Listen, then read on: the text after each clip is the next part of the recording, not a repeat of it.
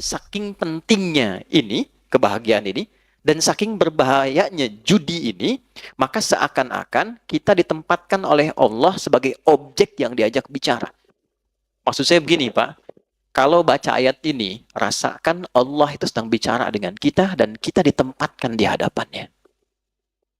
Anda sekarang kasau, Panglima, ya kan? Ada di hadapan Anda menyampaikan satu pesan. Kira-kira sikap kita sempurna atau kita selengean? Masih sempurna. Fokus dengar kan? Ayat ini berkata, ketika ayat ini dibacakan, rasakan diri kita ada di hadapan Allah dan Allah sedang berbicara kepada kita.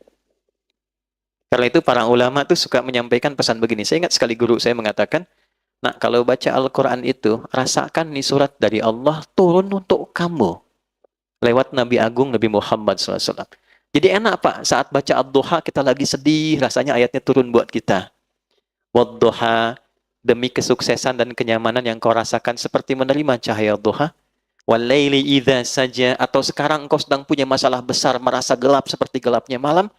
Ma wadda'aka rabbuka wa ma qala. Yakinkan pada hatimu yang paling dalam, aku tidak akan pernah meninggalkanmu dalam suasana engkau suka atau duka. Kalau ngaji kayak gitu, setiap ayat itu ada maknanya, Pak, Bu. Nah, tentang judi ini, kita diposisikan oleh Al-Quran seakan-akan kita ini di hadapan Allah sedang diberikan sebuah pesan yang dalam. La'allakum tuflihun. Aku pengen engkau tuh bahagia. Adi, aku pengen engkau tuh sukses. Nah, jalan yang menghambat engkau bahagia dan sukses, apapun pekerjaanmu, salah satu perbuatannya ini, judi. Tapi yang jadi masalah, yang saya highlight, bukan kata tuflihunnya. Kata ini la'allakumnya. Di gramatikal bahasa Arab, la'allakum itu masuk kepada bentuk namanya taraji. Sesuatu yang ingin diharapkan, tapi tidak mudah mencapainya kecuali dengan kesungguhan. Apa artinya? Bapak Ibu masih ingat saat puasa kemarin? Kan di ujung ayatnya pakai la'allakum. Al-Baqarah 183. Ya ayyuhalladzina amanu kutiba alaikumus kama kutiba alal ladzina min qablikum la'allakum tattaqun. Kenapa pakai la'allakum? Karena tidak semua orang yang puasa itu bisa takwa kecuali serius menjalani puasanya. Oke? Nah, tidak semua orang yang pengen kebahagiaan dan kesuksesan bisa dapat itu kecuali serius untuk menjalaninya. Anda kalau pengen serius karir di sini Koopsud, serius tunaikan tugas Anda. Tunaikan dengan profesional, secara proporsional, cintai pekerjaan, Anda lebih dekat kepada kesuksesan. Tapi pertanyaannya, kenapa ayat ini disandingkannya dengan maisir, judi? Karena ternyata, kalau orang sudah ditawarkan dengan sifat-sifat itu, tidak mudah kita bisa menghindari dan meninggalkannya. Ini poinnya. Ini penghambat kebahagiaan, tapi tidak mudah untuk bisa menghindarinya jika sudah ada tawarannya. Nih Pak, gampangannya gini ya Pak ya. Ini ada 20.000, Bapak Ibu sekalian. Simpan sini, ada peluang Anda dapat 20 juta dengan 20.000. Ada peluang dapat 20 juta. Kira-kira nih, kalau ada orang mengatakan demikian saat ini, Pak, Bapak simpen aja nih 20.000 Pak, ada peluang, walaupun peluangnya 2/10, dari 10 itu ada 2% Pak, ada di situ, tapi mungkin Bapak yang dapat, cuma 20.000 kok nggak ada apa-apanya, Bapak taruh 20.000, dapat 20 juta. Kalau Anda tiba-tiba punya 20.000 di kantong itu, ditawarkan 20 juta dengan tawaran tadi, pilihannya, saya tanyakan, Anda simpan 20.000 itu untuk bertaruh, atau Anda tinggalkan itu? Tidak dijawab, artinya nggak mudah kan? La'allakum tuh. Karena nggak mudah, Pak. Nah, judi itu sifatnya begitu. Dan itu dimanfaatkan betul dalam konteks sekarang. Karena sifat manusia apa? Kecenderungan manusia ketika dominan nafsunya, dia melihat mana yang paling banyak kuantitasnya.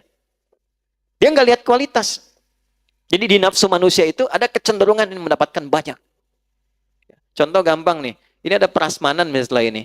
Bapak pengen makan banyak atau sedikit? Umumnya banyak. Kan? Kalau gajian pengen banyak atau sedikit? Pasti banyak. Kalau bonus pengen banyak atau sedikit? Banyak. Lalu di hadapan Anda ada yang mengatakan, taruh 10.000, Anda berpeluang dapat 100 juta. Aktiflah sinyal pengen banyak itu. Itulah yang dimaksud la'allakum. Nggak mudah tuh mengatasi ujian demikian. Dulu masih manual, masih offline. Semua datang, kamu punya apa? Ini, punya apa ini? Saking terkuasainya ketika aktif nafsu ini, akuanya tertekan, maka semua yang dominan itu penguasaan nafsu. Dan sifat nafsu tidak ada yang baik.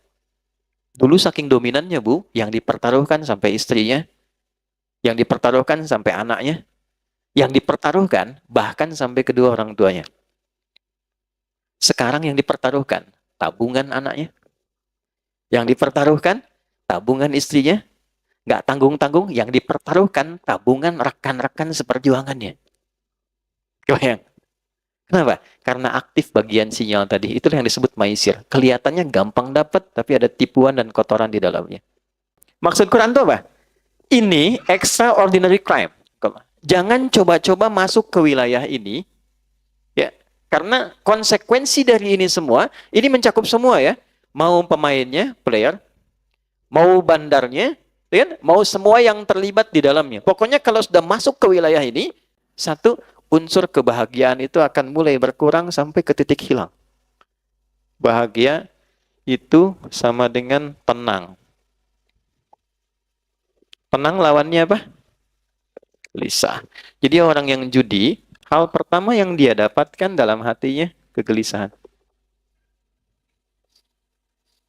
Kalau nggak percaya, silahkan cek orang-orang yang masuk ke lingkup judi, kemudian edik di dalamnya, dan dia mulai kena yang pertama gelisah, lalu masuk mempertaruhkan yang ada, perhatikan karirnya bagaimana. Itu yang kemarin, 800 sekian juta. Lihat dampaknya kepada karirnya. Selesai. Pengabdiannya tidak dilihat. Pertaruhan nyawanya sebagai abdi negara. Selesai semua, Pak. Dia berhenti dalam keadaan tidak terhormat dan melekat status pada dirinya sepanjang hidup seorang penjudi.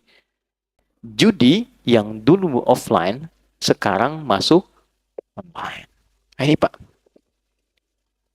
di situasi kita sekarang.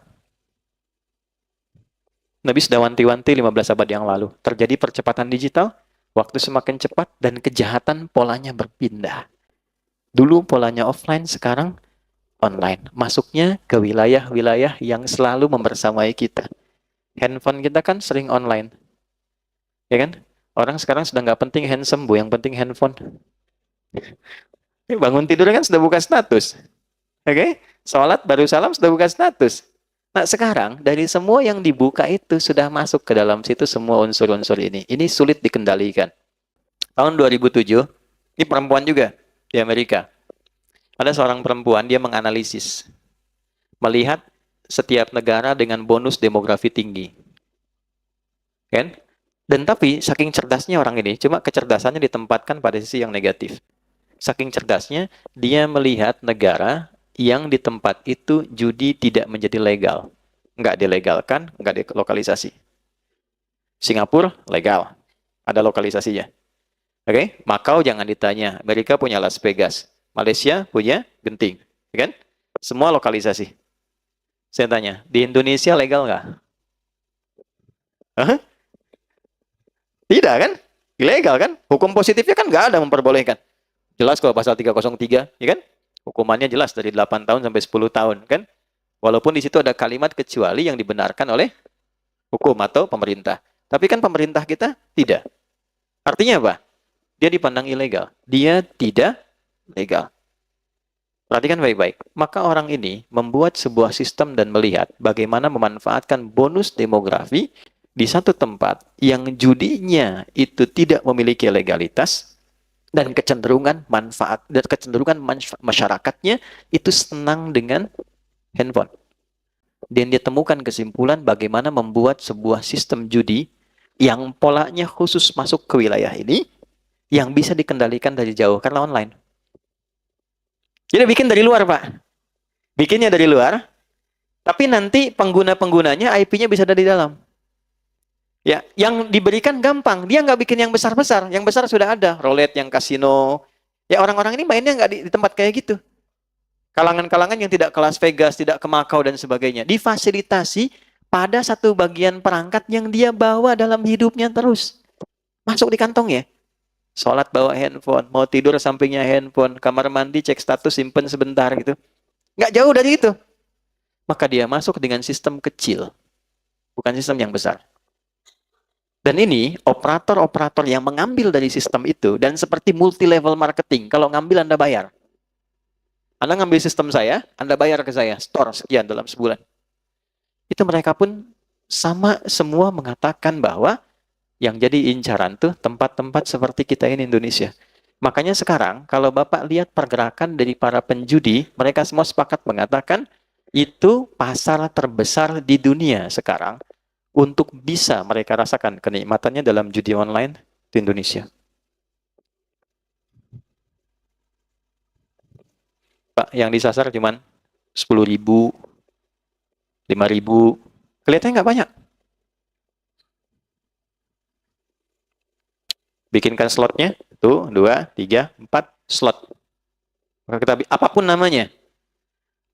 namanya, dia bikin dulu polanya semacam judi slot, ya Pak? Dikasih slot, tapi ditempatkan dalam bentuk pola seperti game. Anda beli, diatur gamenya, dikasih ID-nya, dikasih sekian durasinya, berapa Anda deposit di situ. Taruh dah 10.000, taruh 500.000, taruh 5.000, ya. Tapi yang ditampilkan apa?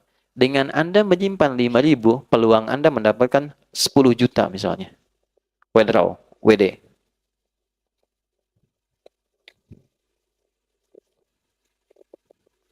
Pak, 5.000 itu berapa persen sih Pak dari pendapatan? Anda dapat 5 juta, keluar 5.000, berapa persen? Cuma 1% kan? Dianggapnya biasa kan Pak ya? Biasa tuh maksud saya sedikit kan? Gampang kan? Gampang keluarin. Maisir, gampang. Maisir yang dianggap ringan, receh. Receh 5.000 ini. Kalaupun hilang nggak apa-apa. Kan? Ya. Nah ini hati-hati. Walaupun kelihatan cuma 5.000, tapi dampaknya ini Pak. Ya, ada kegelisahan, gelisah nih. Kalau sekarang dapat, udah setannya aktif, CS-nya juga WA, masuk lagi, besoknya aktif terus begitu. Sampai tak terasa habis berapa. Kalau main 5-6 kali, Pak, yang ketujuh dikasih menang dulu. Ini pengakuan dari admin. 5-6 kali dalam sehari, misalnya pagi masuk lagi, siang deposit lagi, sore deposit, sampai malam orang tahajud ini deposit, dikasih menang. Dia cerita ke teman, kamu tahajud dapat apa? Saya main game dapat uang, kamu tahajud dapat apa-apa? Itu bisa begitu. 7 kali dikasih sekali, nanti besoknya dipertaruhkan yang dia dapat semalamnya itu. Selesai. Makanya di dunia orang-orang judi, pengakuan bandar sampai sekarang, orang paling bodoh itu orang yang ikutan slot katanya. Kenapa? 10 orang ikut. Naruh masing-masing 1 juta. Misal. Jadi berapa? 10 juta. Diputar, Pak. Uang ini begitu masuk, ini kan peluangnya itu kan paling sampai 10-20%. Artinya 1 orang sampai 2 orang. Sekali putaran itu ya. Begitu masuk, bandar judi itu udah ngambil, Pak, Ibu. Diambil sama dia tuh minimal, itu 70-80% ya. Jadi kalau Bapak naruh 10 orang ini, naruh uang masing-masing 1 juta, ini sama dengan ngasih ke bandar. Bandar, nih kasih. Sama bandar diambil 8 juta. Yang dia putar 2 juta. Ini 2 juta itu dia kembalikan ke 10 orang ini.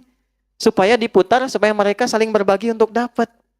Dikasih harapan. Nanti kalau nggak dapat, naruh lagi aja. Siapa tahu Anda. Itu sama dengan kalau kita masih bisa berpikir, mana ada Pak, orang ngasih ke situ cuma buat dikasih, 10 masuk, kita suruh perebutin 2 juta. Itulah slot.